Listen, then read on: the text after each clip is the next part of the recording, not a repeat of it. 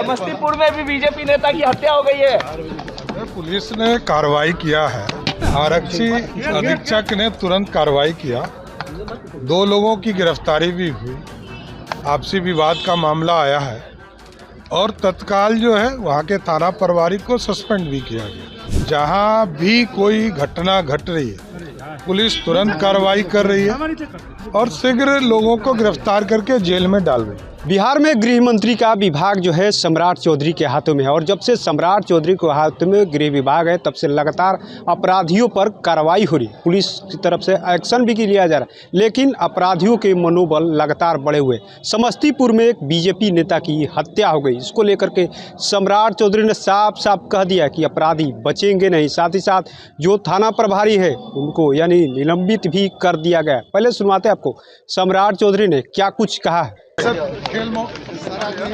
समस्तीपुर में भी बीजेपी नेता की हत्या हो गई है। पुलिस ने कार्रवाई किया है और वहाँ के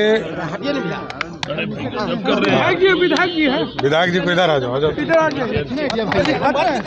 आरक्षी अधीक्षक ने तुरंत कार्रवाई किया, 2 लोगों की गिरफ्तारी भी हुई, आपसी विवाद का मामला आया है और तत्काल जो है वहाँ के थाना प्रभारी को सस्पेंड भी किया गया। जहाँ भी कोई घटना घट रही है पुलिस तुरंत कार्रवाई कर रही है और शीघ्र लोगों को गिरफ्तार करके जेल में डाल रही है।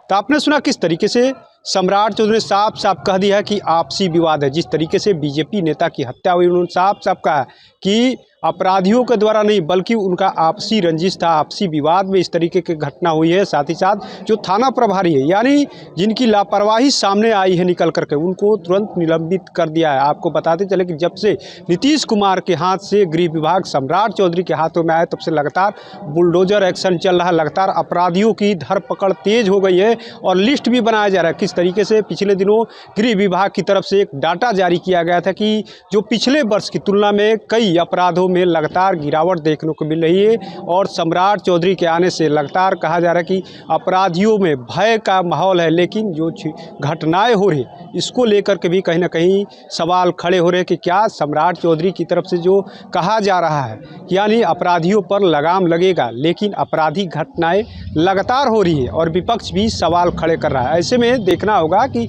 जो सरकार की तरफ से अपराधियों को लेकर के दावे हो रहे हैं और जो लिस्टिंग किया जा रहा है, अपराधियों के नाम चयनित किया जा रहा है। हाल के दिनों में देखा कि किस तरीके से अपराधियों की बाकायदा सूची जारी की गई, किनके उन पर कार्रवाई होगी, लेकिन अपराध लगातार हो रहा है। ऐसे में देखना होगा कि सम्राट चौधरी के जो दावे हैं उस पर आगे चल करके कितना मुहर लगती है।